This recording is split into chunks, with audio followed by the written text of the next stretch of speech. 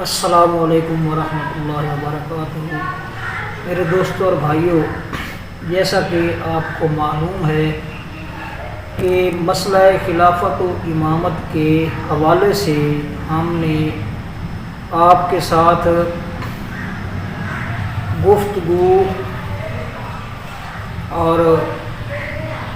آپ کے ساتھ جو یہ سلسلہ ہے، اس سلسلے میں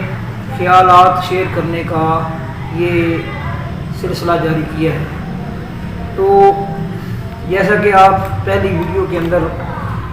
یہ ملاحظہ فرما چکے ہیں اور سماعت فرما چکے ہیں کہ جن لوگوں کا یہ عقیدہ اور نظریہ ہے کہ امام اللہ کی طرف سے متعین ہونا ہے اور امت کو یا افراد کو امام اور خلیفہ کے متعین کرنے میں کوئی اس کا اختیار نہیں ہے، تاکہ رسول کو بھی اور نبی کو بھی یہ اختیار نہیں ہے۔ سب سے پہلے تو اس ضمن میں یہ بات ذہن نشین کر لیں اور اپنے ذہنوں میں راسخ کر لیں کہ جو تعویل کے ذریعے اور جو مثلا دلائل ہوتے ہیں ان کی فقط جو ایک سائڈ ہوتی ہے، اس ایک سائڈ پر یا ایک طرف پر جو توجہ کر کے نظریے کی عمارت کھڑی کرتے ہیں اور پھر اس پر واہ ویلا مچاتے ہیں۔ بعض اوقات محسوس اس طرح ہوتا ہے، یعنی عام لوگوں کو یہ محسوس ہوتا ہے کہ ان کی دلیل جو ہے اس میں وزن ہے، اور کئی لوگ اس غلط فہمی کی وجہ سے ان کے ہتھے چڑھ جاتے ہیں اور پٹڑی سے اتر جاتے ہیں۔ اب دنیا کے اندر کچھ لوگوں کا ایک ایسا گروہ بھی اپنا وجود رکھتا ہے کہ مسلمانوں کی جو کتاب ہے قرآن مجید، وہ اس کی اپنی جو گائیڈ لائن ہے اور قرآن مجید کے اندر ابتدا کے اندر جو موقف اختیار کیا گیا ہے، یعنی قرآن کا اپنا اختیار کردہ موقف یہ ہے کہ وہ فقط ہدی للمتقین ہے۔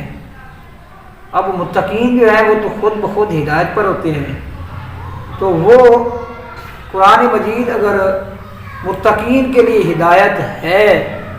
تو پھر دوسرے لوگوں کو معاذ اللہ قرآن مجید کا کیا فائدہ ہوا؟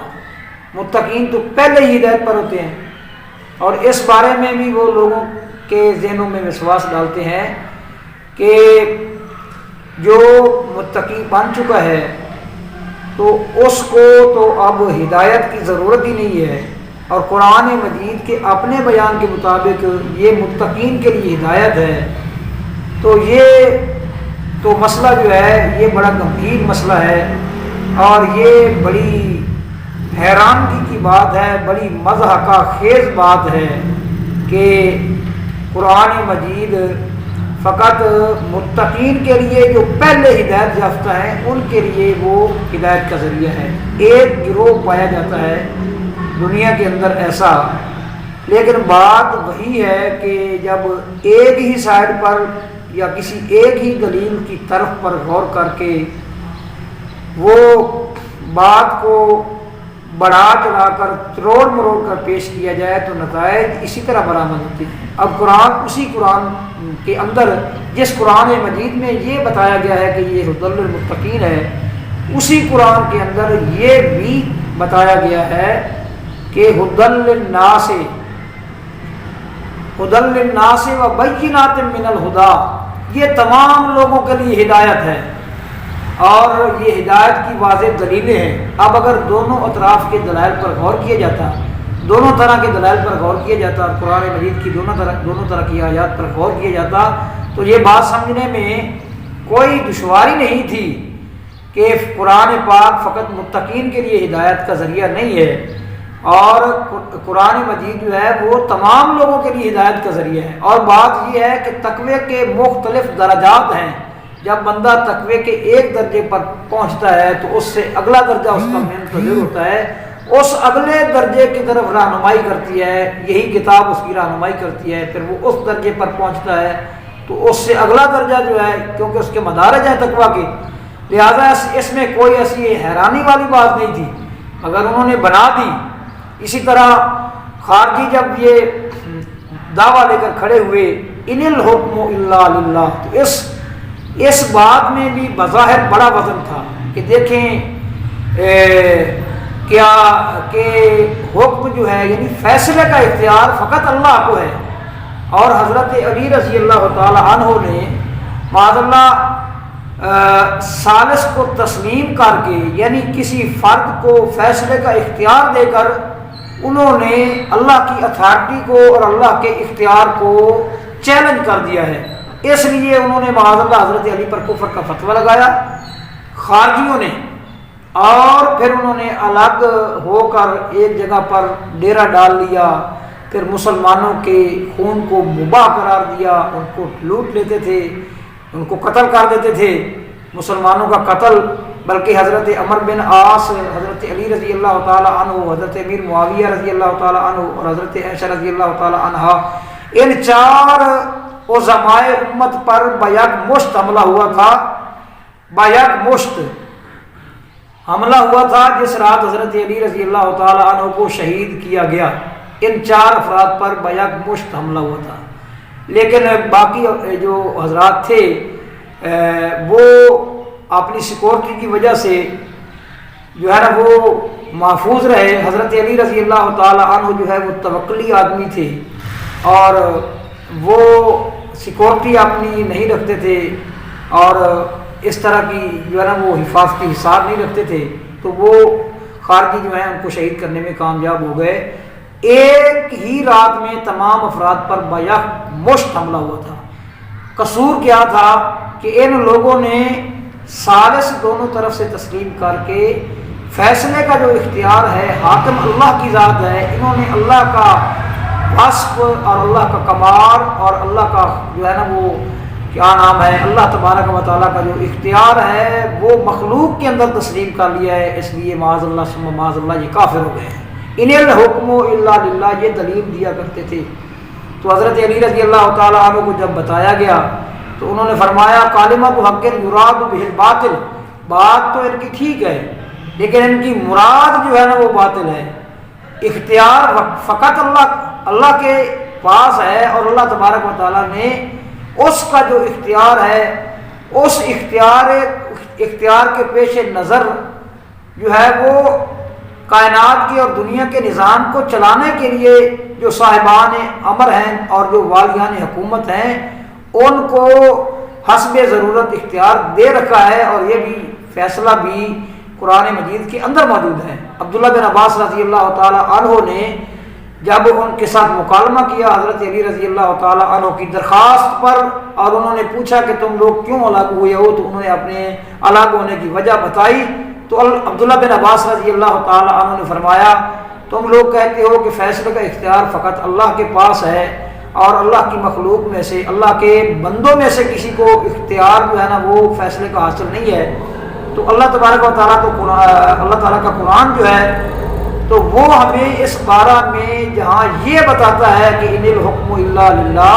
وہاں یہ بھی بتاتا ہے فلا وربک لا یؤمنون حتی یحکموک فیما شجر بینہم ثم لا یجدوا فی انفسہم حرجا مما قضیت ویسلموا تسلیما، کہ اس آیت کے اندر اللہ تبارک و تعالیٰ نے اپنے رسول کو حاکم قرار دیا ہے کہ جو میرے رسول کے فیصلے کے مطابق جو ہے نا وہ بات پر راضی نہیں ہوتا اور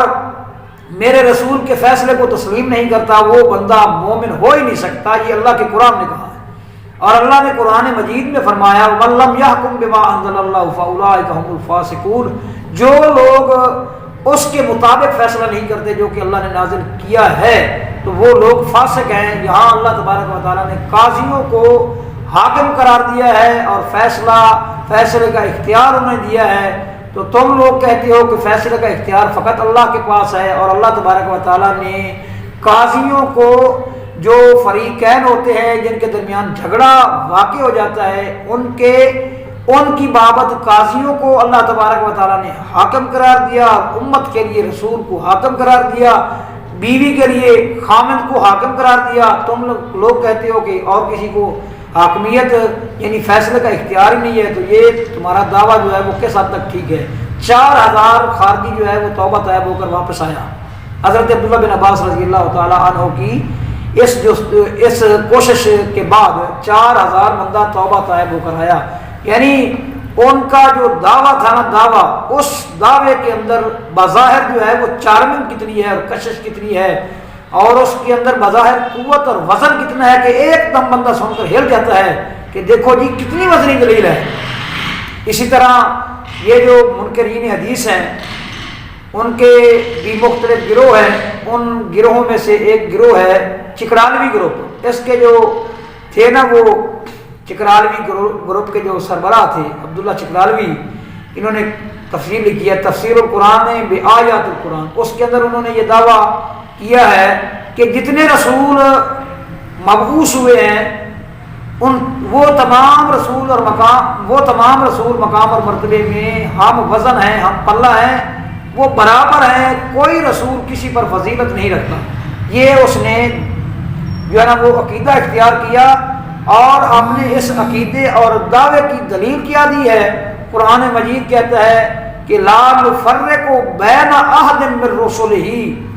ہم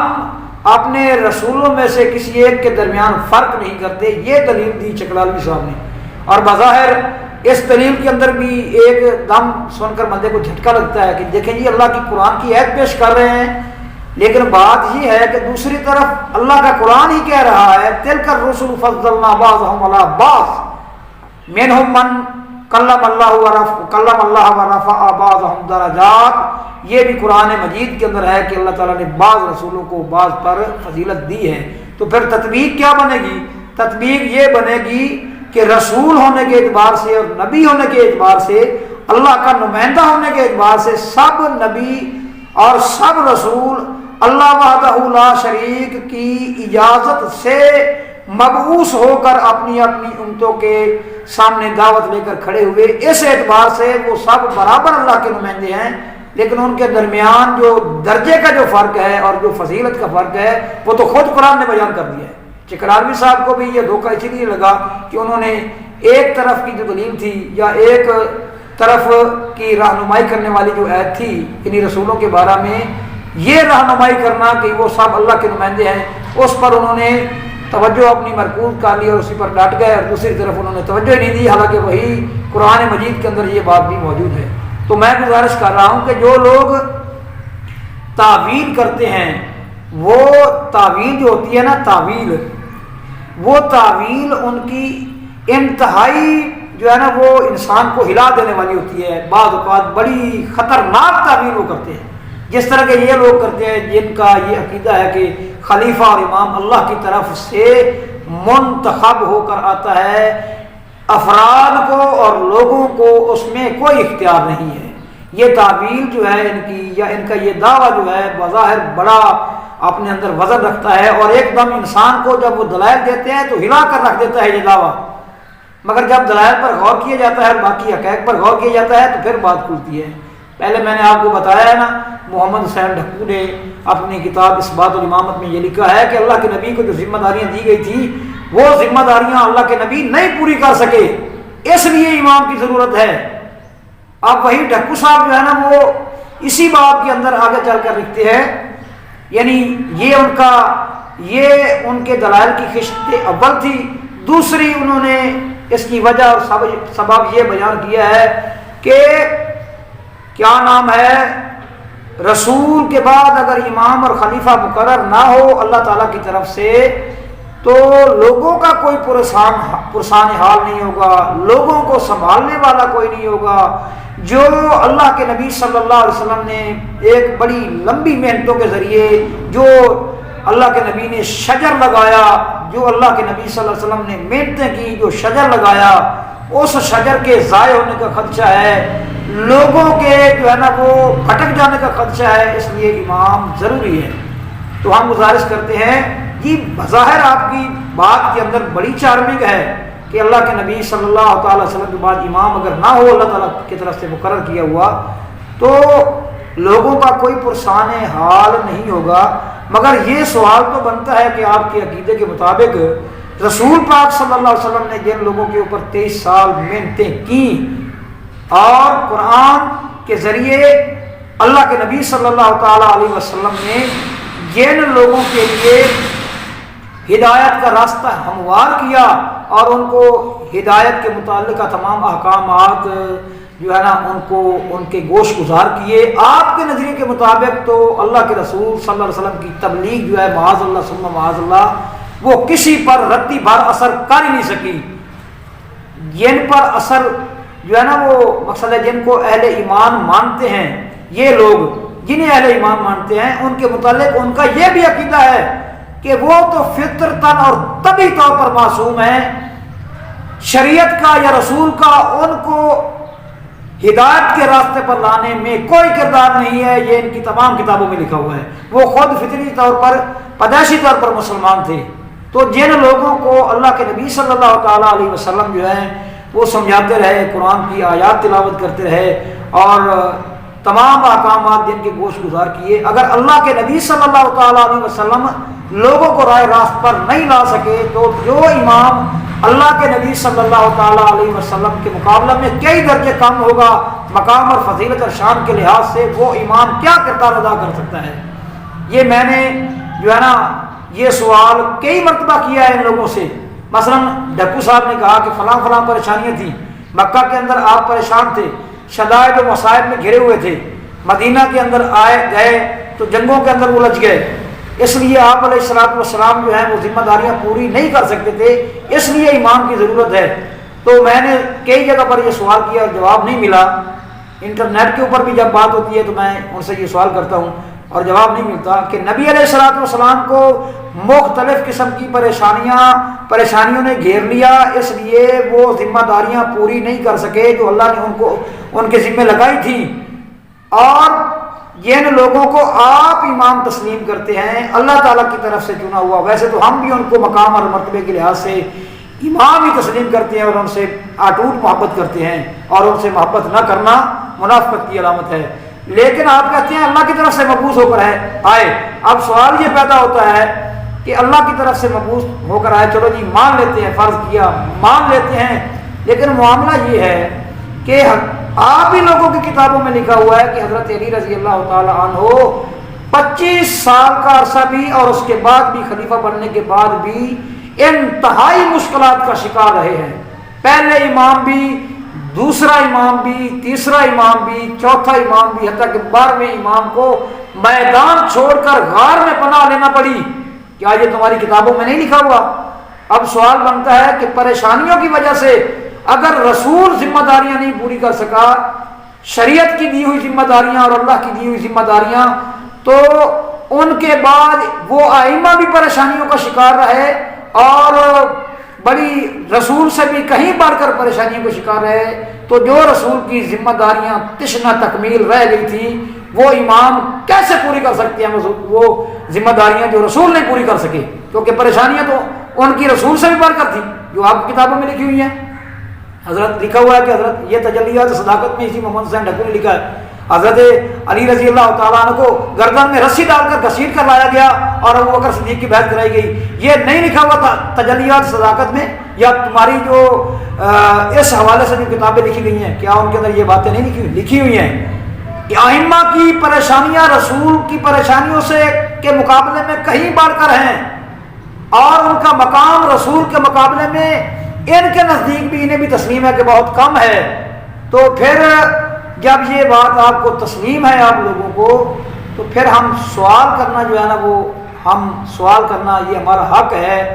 کہ رسول اگر پریشانیوں کی وجہ سے وہ ذمہ داریاں نہیں پوری کر سکے تو ائمہ جو ہیں آپ کے معصومہ ائمہ جو ہیں وہ ذمہ داریاں کیسے پوری کر سکتے تھے؟ تو کیا ہم سمجھ لیں کہ دین آج تک لاوارث پڑا ہوا ہے؟ پھر اس کا تو یہی نتیجہ نکلتا ہے کہ آج تک وہ دین جو ہے نا اس کی جو ہے نا احکامات تکمیل پذیر نہیں ہوئے. اس کا یہی نتیجہ نکلتا ہے کیونکہ 12ویں امام تک سارے امام مشکلات میں گھرے رہے، حتیٰ کہ 12ویں امام کو میدان چھوڑ کر غار میں پناہ لینی پڑی۔ اور دوسری بات کہتے ہیں ڈھکو صاحب اس لیے بھی امام کی ضرورت ہے اللہ تعالیٰ کی طرف سے مقرر کیے جانے کی۔ یہ ڈھکو صاحب نے خود اپنی طرف سے تو نہیں کہا، آپ نے جو ہے نا وہ اپنے مسلک کی تمام جو حدیث کی کتابیں ہیں یا اس کے علاوہ علماء کی کتابیں ہیں ان کتابوں سے یہ باتیں نوٹ کی ہیں نا، اور نتیجہ نکال کر یہ لوگوں کے سامنے پیش کیا ہے کہ اگر امام نہیں ہوگا تو لوگ فرقہ واریت کا شکار ہو جائیں گے، لوگ تفرقہ بازی کا شکار ہو جائیں گے۔ دیکھیں یہ کتنی جو ہے نا یہ بات کتنی اپنے اندر وزن رکھتی ہے، چار میں رکھتی ہے کہ لوگ فرقہ واریت کے شکار ہوں گے اگر امام سنبھالنے والا نہیں ہوگا۔ ان کی کتابوں کے اندر ایک مثال بھی لکھی ہوئی ہے،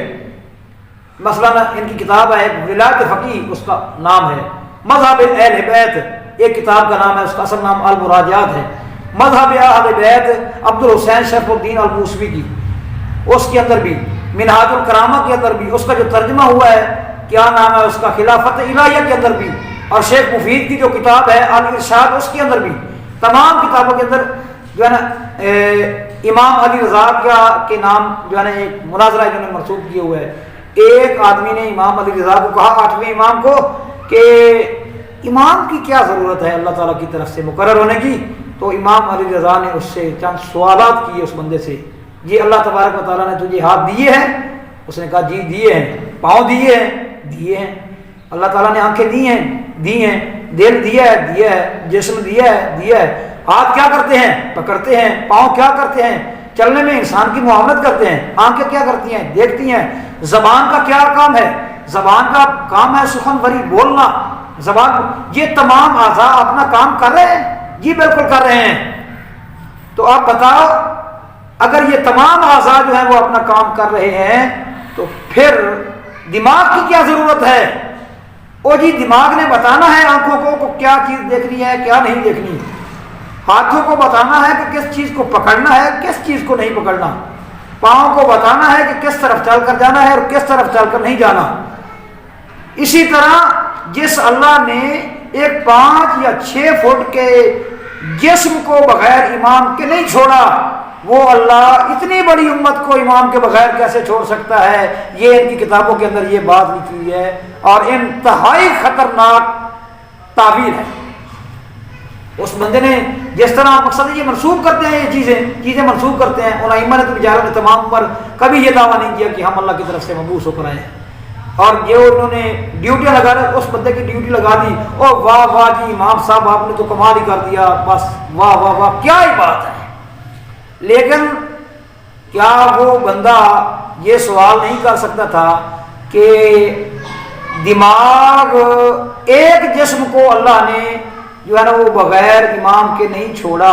آپ کہتے ہیں اس لیے امام کی ضرورت ہے، تو اللہ تبارک و تعالیٰ نے رسول کو کس لیے مبعوث کیا تھا؟ کیا رسول صلی اللہ تعالیٰ علیہ وسلم اس رہنمائی کے لیے، یا یہ دماغ کی جو آپ نے مثال دی ہے کیا اس جگہ رسول فٹ نہیں آ سکتے؟